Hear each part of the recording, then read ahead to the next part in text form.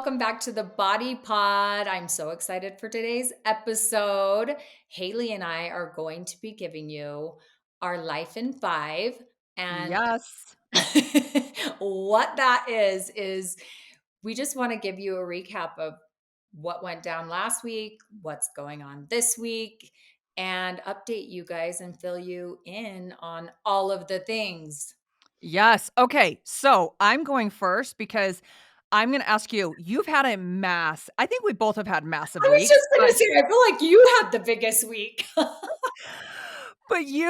first week, Carl has been in Dubai and you have been single parenting it. Well, you were, I think he just got back last night. So you have done the single parenting for a week with a newborn. It is not fun times USA, but I'm going to let you tell how your week went. It is no joke, actually. And listen, my little baby is not a hard baby, but doing it on your own and not having one break or Yes. alleviating any, oh, can you just take her for 30 minutes? I've got to do this. Or even, run to the store. Yeah. that was that was a good experience for me because it was also a rude awakening of okay, it really is helpful to have someone else doing it with you. So mad respect to all the single moms and dads Yes. out there because I just did it for 8 days and technically he did get home last night. Well, he's been home for 24 hours, but it's basically like he's not home because the jet lag from Dubai is so insane. He The is a worst. zombie. I mean, he cannot be trusted with Yeah. baby or with I mean, anything. Yeah. You're Yeah. like, "You're no good." Oh, I would tell that to Steve all the time when he would try to he'd be like, "I'll do the night feeding." And then I'd go in like 2 hours later and he's asleep in the chair with the baby, and I'm like, "You're no good. You're doing this on purpose so I'll fire you, And and the then you bottle don't of have to help Snickers out." emptied out on the chair. Yes, this has happened yesterday also, yes. Oh. But yeah, so that was I had quite the week last week doing that. But, Well, and you had a snowstorm too, right? oh, A yeah, blizzard?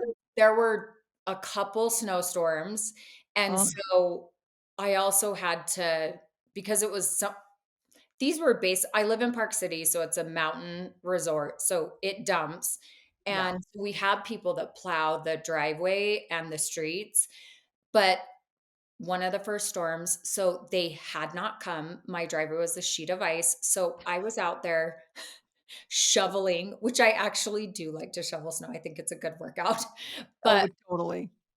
I had to salt and shovel, so I kept, like, running in, checking on the baby, going back out, shoveling. Yeah. Okay. Well, and I feel like we may have talked about this on one of the episodes, but Laura has 9,000,000 stairs, 9,000,000.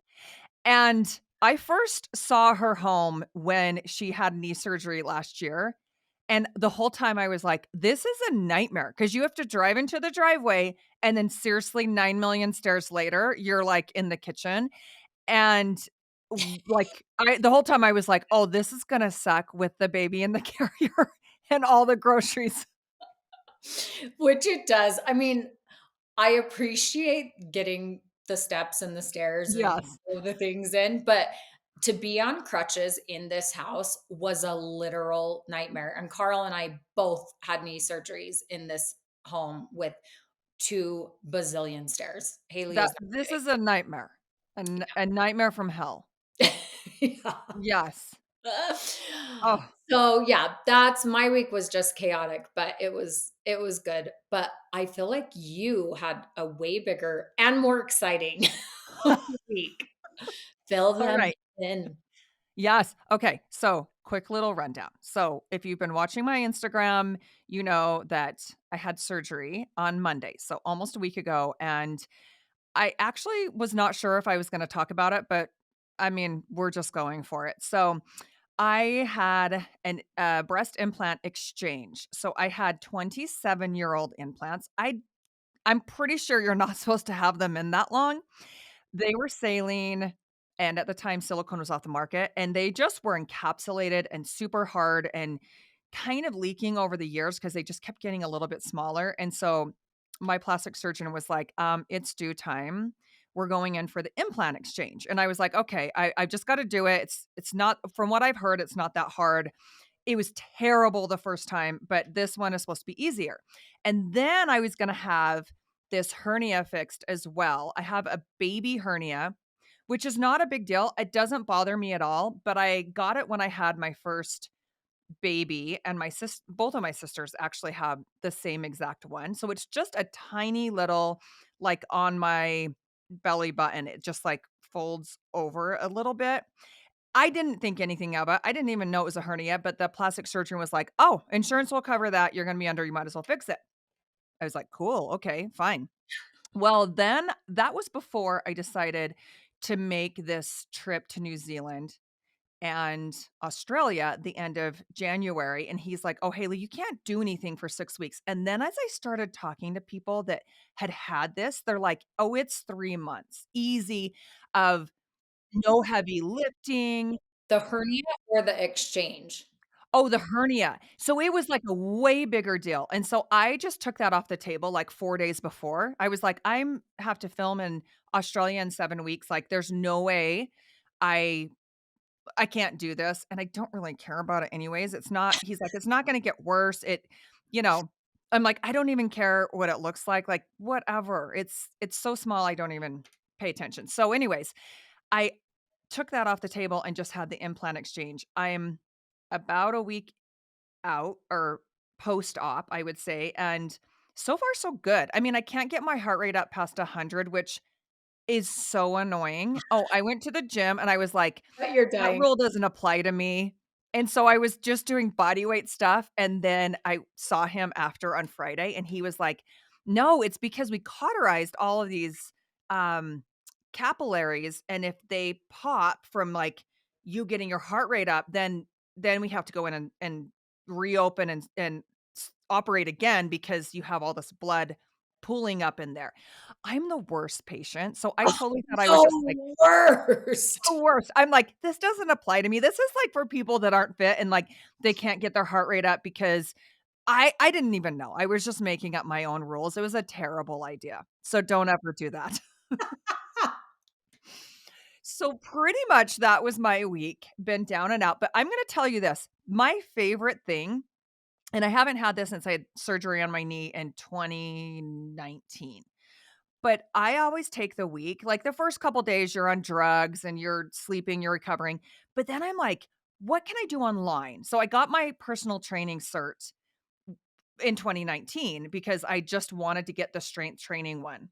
And so I did that when I was out for my knee, and then this time, I just have a couple of online, I mean, how many online courses can you buy a year and then you're like, "Oh, I'm gonna do this," and then you get behind, and then it's a disaster to catch up. So I've been catching up on all of my continuing education, and it has been awesome because I have nothing else to do. I'm not seeing clients in person.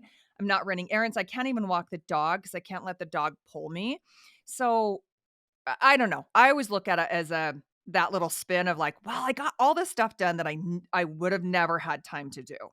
I love this about you. You're capitalizing on your time and having surgery. Okay, what can I do with this week that I really can't do anything?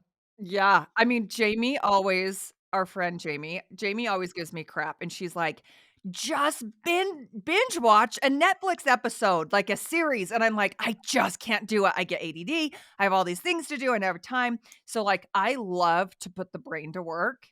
Mhm, it's my favorite thing. This is so good. So you're healing and learning. At the same time, I mean, a double whammy. So that's pretty much it. I have a pretty chill week. I mean, other than doing like some online Christmas shopping, because now we're in December, but you're going to have a huge week because somebody's birthday is coming up. My gosh, I know. It is gonna be an insane week. It is such a busy week. In fact, on my birthday, I just pretend that I don't get another year older anyways, so I don't really I know this about you. 32 again, perfect. But Great. I do think it's important to celebrate birthdays though.